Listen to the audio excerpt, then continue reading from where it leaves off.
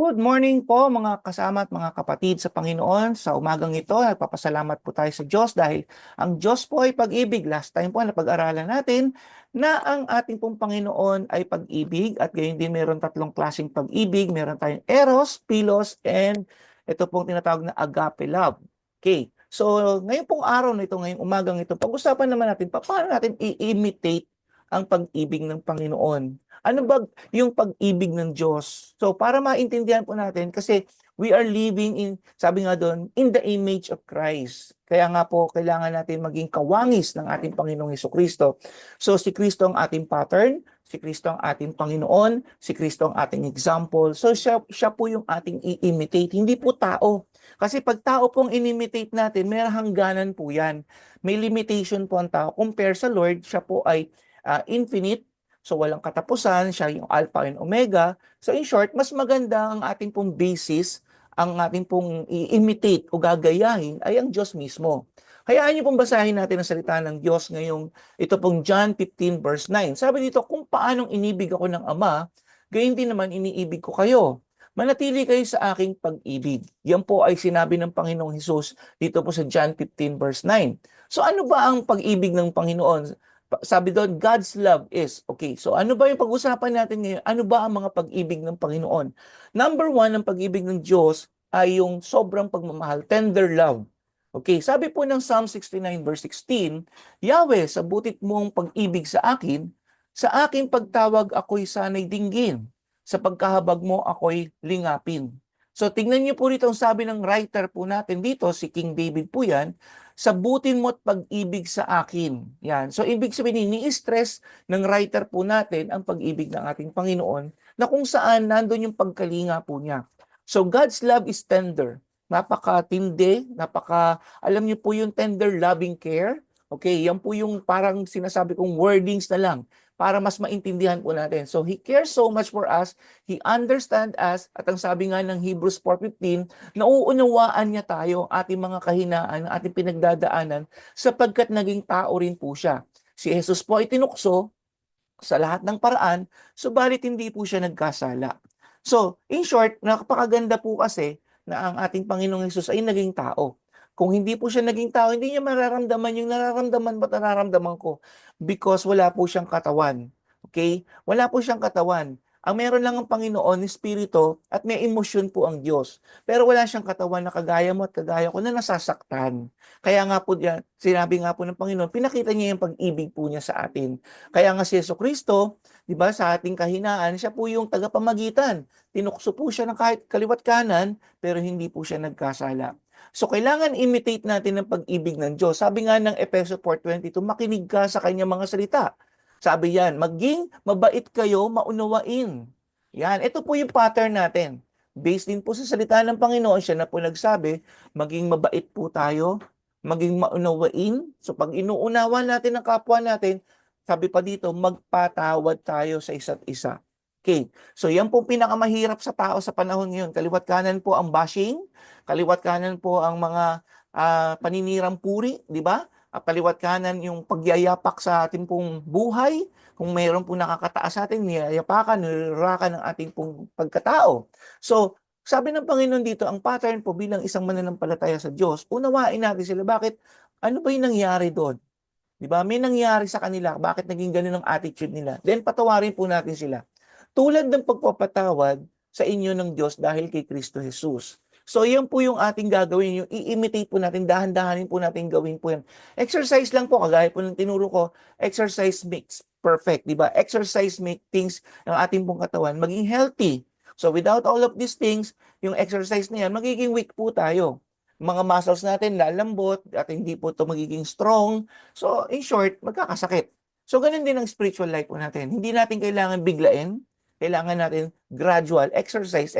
What is important is our life, our soul, our spirit, rather than our body. Kasi kahit anong exercise natin sa katawan lupang ito, kahit na anong kainin natin, mga healthy, supplement, ganyan-ganyan, tatanda at tatanda pa rin po tayo. So God's love, ibig sabihin po niya, pinaparamdam ng Panginoon, yung kahinaan po natin, siya yung ating kalakasan. Amen? So inaalagaan tayo ng Panginoon. He cares and understands all of us. Number 2, ready ka pa ba dyan? Ano nga yung number one natin? Tender love. So, yung i-imitate natin, yung dakilang pagmamahal ng Diyos, tender loving care. Amen? Paano ba siya nagmahal? Kailangan maranasan mo yung pagmamahal ng Diyos para makapagmahal ka rin sa kapwa. Okay. Number two, trustworthy love. Ano ba itong trustworthy love? Sabi ng Jeremiah 31:3, sa simula pa inibig ko na sila, kaya patuloy ako magiging tapat sa kanila. So sabi diyan, from the beginning, sa simula pa inibig ko na sila. Sino yung sila? Tayo po, mga mananampalataya. Tayo po mga hinirang, pinili ng Panginoon. Nung una po kasi, the Old Testament is Israel po ang pinili. Hinirang ng Panginoon. They are the chosen people of God. But the thing is, because of the stubbornness ng mga Israelites, nilabas po yan. Meron Jews, may Gentiles. So ang salvation po, ang pagmamahal ng Diyos, sabi nga ng John 3:16, the love of the Lord is all the whole world. Hindi lang pang Hebrews lang o mga Jews lamang. Bakit po? Nilabas na niya. Kasi nga po, dumadami ang tao. So, okay. So, purihin ng Panginoon because of that John na yan, sabi ko ng Panginoon, dahil sa pag-ibig ng Diyos, sa libutan na, minahal talaga ng Panginoon, at pinili na po tayo bilang saserdote ng ating Panginoon.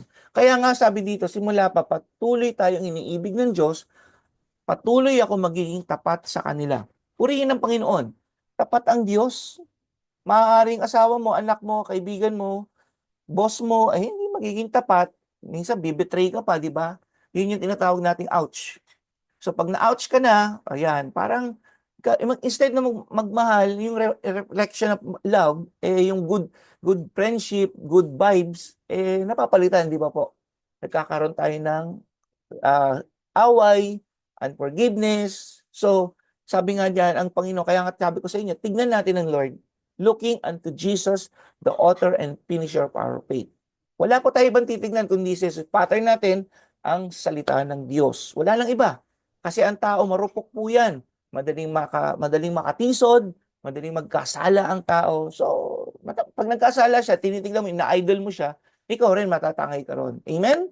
So that's why looking to Jesus alone. So yung katapatan ng Diyos, dahil siya po yung titingnan natin, ano man ang mangyari sa lahat ng sitwasyon dito sa mundong to, look to Jesus, perfect po ang kanyang faithfulness po sa atin. So God's love is so trustworthy, He keeps His promises. Sabi nga ng Ephesians 2:7, ipinakita niya ang hindi masukat na kasaganaan ng kanyang kagandahang loob sa kabutihan niya sa atin sa pamamagitan ni Jesucristo. Sabi, ulitin ko po, basahin ko Ephesians 2:7, ipinakita niya ang di masukat, grabe, na kasaganaan ng kanyang kagandahang loob. In short, infinite, eternal, walang katapusan, ang kagandahang loob. Ano po ba yung kagandahang loob ng Diyos? Ang sabi dito sa English naman, grace. Yan po yung grace, yung biyaya, kagandahang loob, yung pusong napakaganda, yung kabutihan niya. Okay, paano niya pinakita yan? Sa pamamagitan ng Panginoong Hesukristo. Kasi nga po, Diyos siya, God siya, Heavenly Father. So, hindi niya may expression. Kaya nga po, yunili, pinapunta, itinalaga si Hesukristo para dito sa lupa pumunta, para maging tao kagaya mo at kagaya ko, na maranasan niya yung nangyayari sa atin. Bakit ba napakahina ng mga tao? Amen? So, nung nakita niya, alam niyo po, the good news is, I want to encourage you, everyone, God, Jesus Christ is the mediator po natin. Yung ating weaknesses, siya po yung mediator natin. Pinapanalangin po tayo ng Panginoong Jesus sa Ama. Yan po yun, nakikipag-ugnayan siya sa Ama para sa atin. Kumbaga sa korte po, siya yung ating lawyer. Hallelujah. Kaya po, ang katapatan ng Panginoong Jesus ay sobra-sobra po. Ang pag-ibig ng Panginoong Jesus ay sobra-sobra po. As a Christian, we should be dependable and trustworthy also. In 1 John 3:18, huwag tayong magmahal sa pamamagitan ng salita lamang. So wag puro I love you, I love you, I love you, pero wala namang gawa. Kaya nga sabi dito sa 1 John 3:18, kundi patunayan natin ito sa pamamagitan ng gawa. So may salita at may gawa. Wag puro salita. Ang dami na kasi nagsasalita ngayon. Kaliwat kanan na, napakaingay na ng mundo ngayon, social media. Kaliwat kanan ng ingay about ganito, ganyan, ganyan, ganyan. Pero hindi po doon nasusukat ang tunay na dakilang pagmamahal. Nasa gawa po yan. So it's about the fruit of your action. Kung ano po ba yung ginagawa ninyo, yun po yung laman ng puso po rin po ninyo. Amen? So hindi lang bibig, lumalabas sa bibig natin, I love you, but yung meron pong action po yun. Amen. Kagaya ng Panginoon, sinabi po niya, mahal na mahal niya tayo. gaano kadakilang pagmamahal niya, bumaba siya sa lupa at namatay para sa iyo at para sa akin doon sa krus ng Kalbaryo. Ganun po ang pagpapakita ng dakilang pagmamahal. Yan po yung agape love. Amen. So, pagpapatuloy po natin to bukas, ay hindi pala, sa Lunes. Pagpapatuloy natin to sa Lunes, ito pong topic natin na we should imitate the love of God. Manalangin po tayong lahat. Hallelujah. Ama, salamat po, Panginoon, sa inyong dakilang pagmamahal po sa amin. Ipinamalas po ninyo ang pagmamahal mo sa pamamagitan po ng Panginoong Hesus. Salamat po, Lord God, dahil naiintindihan mo, Panginoong Hesus, ang nararanasan ng bawat tao ngayon sa mundong ito. Tunay nga, Lord God, sa pagiging tao mo noon, nakita mo at naramdaman mo, Panginoon, ang aming kahinaan. Ngayon, tagapamagitan po namin kayo. At tulungan niyo pong bawat isa sa amin, Panginoon, na imitate namin yung dakila mong pagmamahal, yung agape love mo, Lord God. That we can love you more. Sa ito po yung unang utos mo at mahalin po namin ang ibang tao. Ito naman po ang pangalawang utos mo, Panginoon. Kaya po, Lord, salamat sa umagang ito. Pagpalain po ninyo ang lahat ng mga sumusubaybay, Lord God, ng programang ito. Pinupuri ka namin sinasamba sa pangalan ng Panginoong Jesus. Amen. So kita-kita tayo Monday po. Pagpapatuloy po natin itong topic po natin. God bless you all.